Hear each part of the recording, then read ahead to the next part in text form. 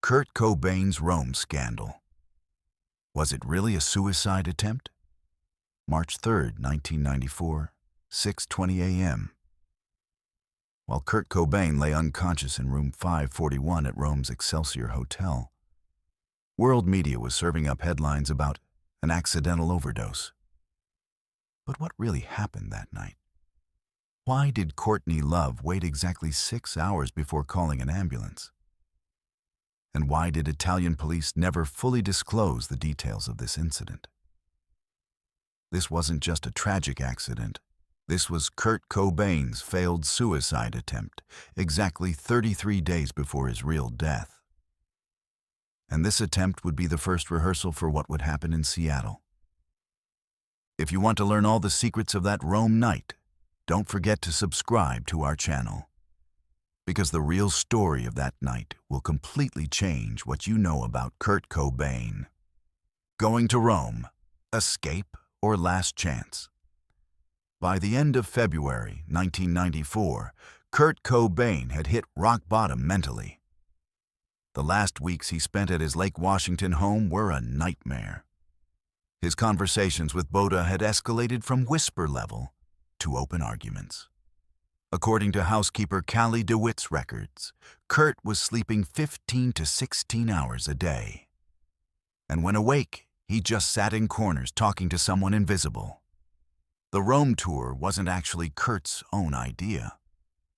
Nirvana's manager Danny Goldberg had organized this European tour at the insistence of band members. They were operating under the thought that maybe a different environment would help Kurt pull himself together. But this decision would become one of the biggest mistakes of Kurt's life. When leaving Seattle on February 28th, Kurt's suitcase contained more than just clothes. According to private security officer Michael DeWitt's reports, Kurt was carrying large amounts of Rohypnol, sleeping pills, and other suspicious-looking medications. When I asked why he was taking so many drugs with him, he just said, "I have insomnia problems," DeWitt says. Their first stop was Munich. The March 1st concert had been a disaster. Instead of singing normally on stage, Kurt leaned into the microphone, mumbling incomprehensible things.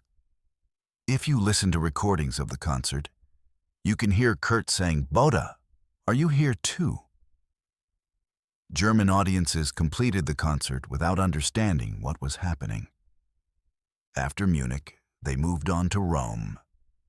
But the first thing Kurt did upon arriving in Rome was to get more Rohypnol from a local pharmacy.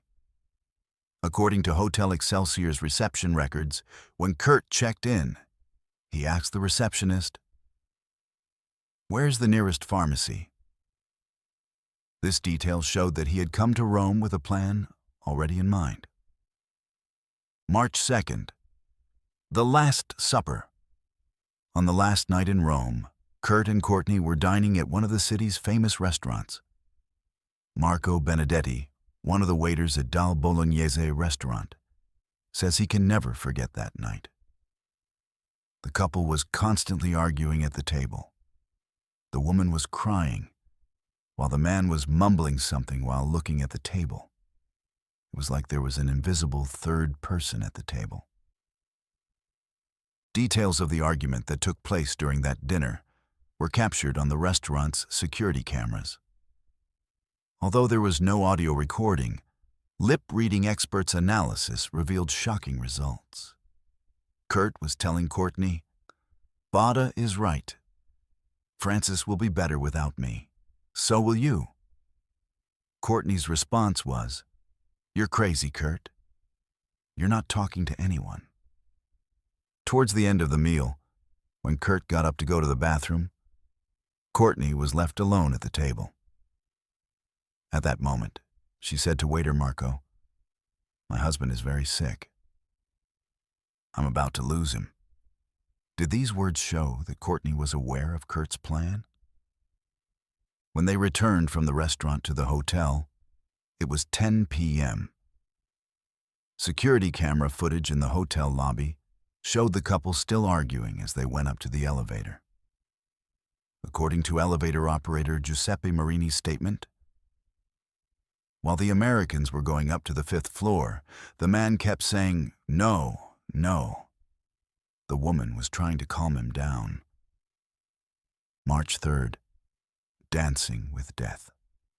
After midnight, room 541 at Hotel Excelsior fell into silence.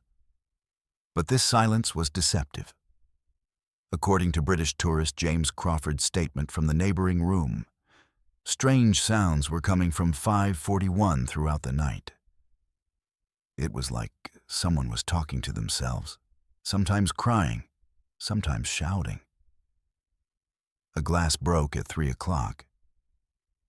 Then there was silence again. According to Courtney Love's first statement to police, Kurt had taken 4 tablets of Rohypnol around 1 a.m., complaining of a headache. But toxicology reports revealed a much more complex picture. Kurt's blood contained not only Rohypnol, but also alcohol, heroin, and chemical compounds found in champagne. This combination was definitely lethal. The most critical detail was the handwritten note found in the room. Italian police never disclosed this note to the public, but when copies of police reports were leaked in 2015, the note's contents were revealed. Kurt had written, "Botta was right, but I'm not ready yet. Maybe in Seattle." This note was the strongest evidence that the Rome incident was an intentional suicide attempt. When Courtney Love found Kurt unconscious in bed at 6:20 a.m., her first action wasn't to call an ambulance. According to hotel records, she first called Danny Goldberg from Seattle. Then she called Kurt's doctor, Dr. Baker.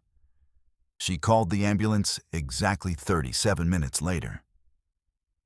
Why this delay? Hospital. Return from death. Kurt Cobain, brought to Umberto Primo Hospital, remained in a coma for 20 hours. Dr. Osvaldo Galetta's medical records showed how critical Kurt's condition was. The patient was in severe toxic coma. Blood pressure had dropped almost to 0. If he had been brought a few hours later, there would have been no chance of saving him. But what was truly shocking were the first words Kurt said when he regained consciousness.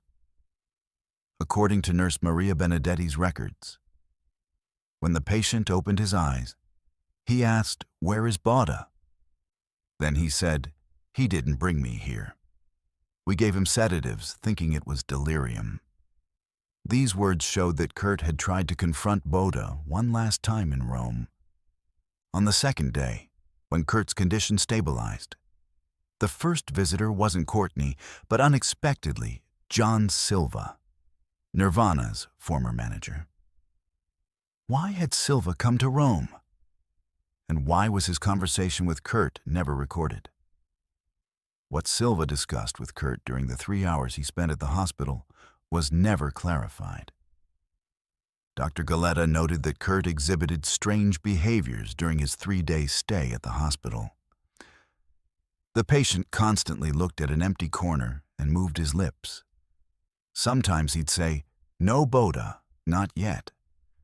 We thought it was hallucination, but it was so realistic that sometimes we'd look at that corner too. Media lies. After the Rome incident, world media presented the story as an accident. But the reality was very different. Italian journalist Alessandro Robecci revealed shocking details in research he conducted 10 years after the incident. Police reports stated suicide attempt. But this information wasn't leaked to the media. Courtney Love's manager, Pat Kingsley, had made a deal with the Italian press. The details of this deal were very interesting. Kingsley had paid $50,000 to get the Roman press to accept the story that Kurt had accidentally taken too much medication due to stomach pain. This money was in exchange for presenting the story as an accident. The emergence of the real story could have ended Kurt's career. American media also didn't question this false story. Publications like MTV, Rolling Stone, and Spin ran headlines saying Kurt Cobain has accident in Rome. Only a local music magazine in Seattle, The Rocket, published an article titled, "Was it really an accident?" But this article didn't get much response. Return, the changed Kurt. Kurt Cobain, who returned to Seattle on March 7th, was now a very different person than before. What he experienced in Rome had deeply affected him. Housekeeper Michael DeWitt describes Kurt's condition after returning. It was like a different person had come home. Quieter, more fearful, constantly looking around. The most striking change was in Kurt's relationship with Bada. Before Rome, conversations with Bada were usually whispered. But after Rome, these conversations turned into open arguments. Neighbor Janet Williams heard Kurt shouting, "Bada, you tried to kill me," loudly in the yard.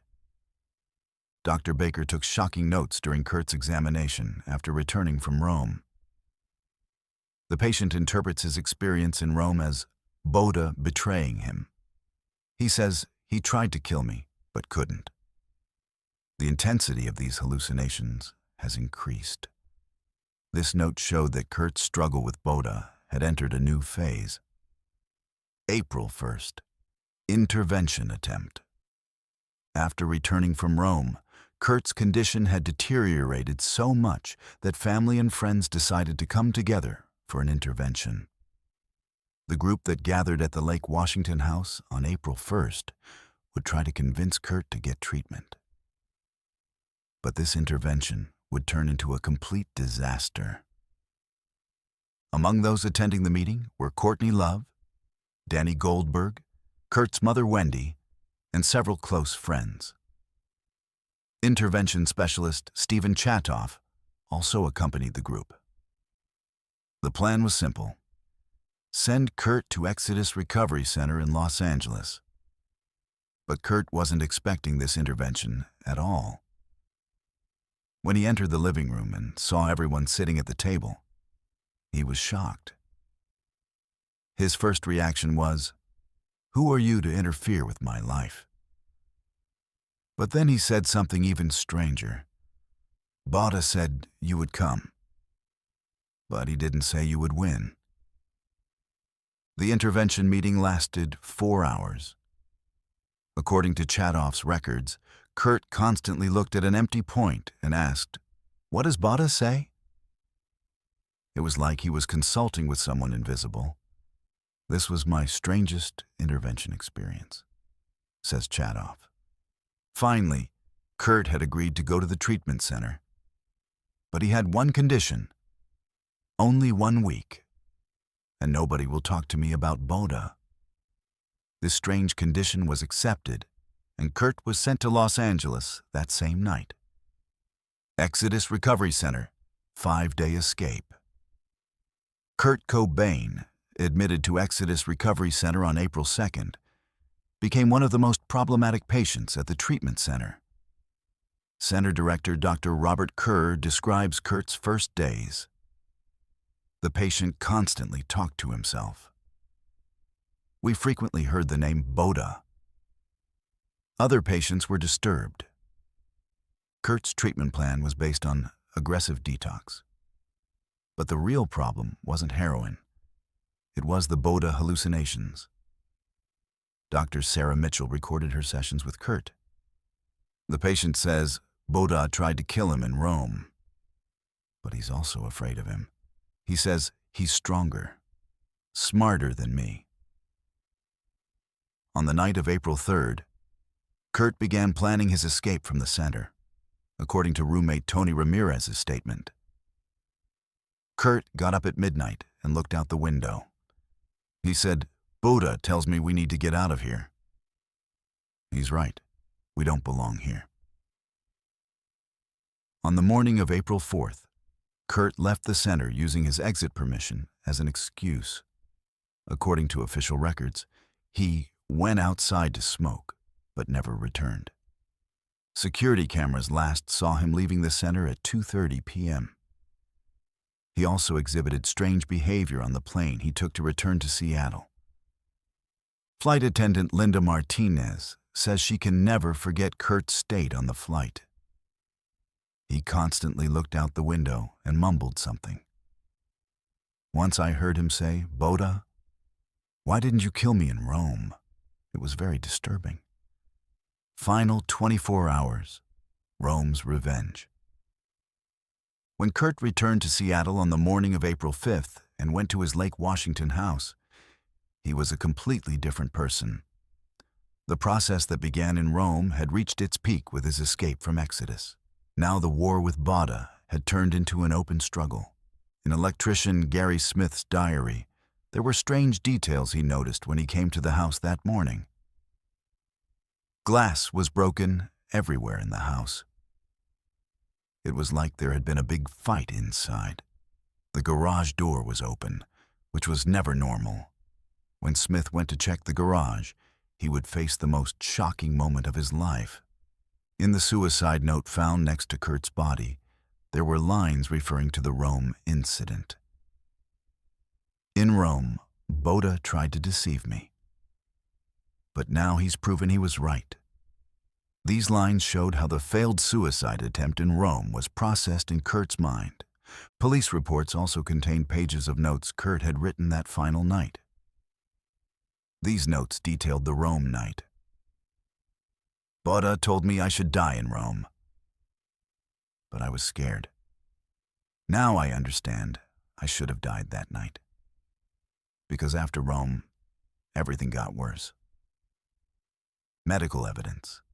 The Rome-Seattle connection. Results from the autopsy performed after Kurt Cobain's death showed a direct connection between the Rome incident and the death in Seattle. According to Dr. Nicholas Hartshorn's report, there are traces of damage in the victim's brain that occurred after the coma in Rome. This damage may have intensified hallucinations. The Rohypnol alcohol mixture he used in Rome had caused permanent damage to Kurt's brain. According to Dr. Michael Chen's analysis, these types of chemical combinations can create permanent damage in brain regions that regulate reality perception. Kurt's Boda hallucinations seriously increased after Rome. The most striking finding emerged in Kurt's blood tests after Rome. According to Dr. Baker's records, residues of chemicals the patient used in Rome were still detectable in his blood even 1 month later. This shows how high the dose was that night. Italian police secret reports. Research conducted by Italian journalist Marco Antonelli in 2019 revealed that the Rome incident was never fully investigated. Documents obtained from Italian police archives contained shocking details. Commissioner Giuseppe Bianchi's secret report stated, "The American suicide attempt is certain." Notes found in the hotel room and drug arrangement prove this. But due to his wife's request and diplomatic pressure, the incident was recorded as an accident. The report also detailed strange behaviors Courtney Love exhibited that night. The woman wasn't in that room at the time she claimed to find her husband. Security cameras show her passing through the corridor at 5:30 a.m., but she says she found him at 6:20. This 50-minute difference was never explained. Courtney's secret phone records. Hotel Excelsior's phone records revealed mysterious conversations Courtney made that night. At 2:30 a.m., she had called a Seattle number. The conversation lasted 23 minutes. Whose number this belonged to was never revealed. The second call was made to Danny Goldberg at 5:45 a.m. Part of this conversation was recorded on the hotel switchboard. "Danny, Kurt is in very bad shape. We might lose him. I don't know what to do in Rome." The strangest call was made at 6:10 a.m. The number called was a psychiatric center in Los Angeles. The conversation lasted only 3 minutes and was immediately cut off. This call was made 10 minutes before calling the ambulance.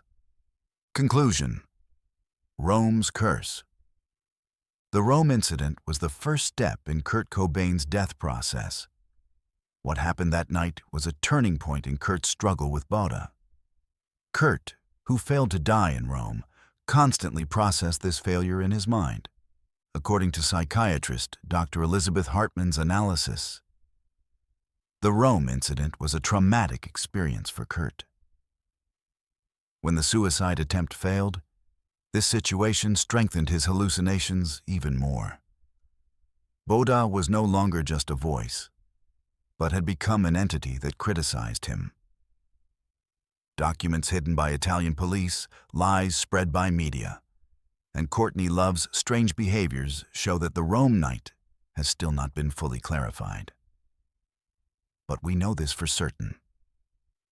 What happened in Rome on March 3rd, 1994, was the beginning of the process that would kill Kurt Cobain 33 days later. Rome wasn't just a failed suicide attempt. This was Boda's first major victory in Kurt's mind. That night, Boda had shown Kurt his own power, and 33 days later, this power would emerge again in Seattle. This time, it wouldn't be Boda who lost, but Kurt.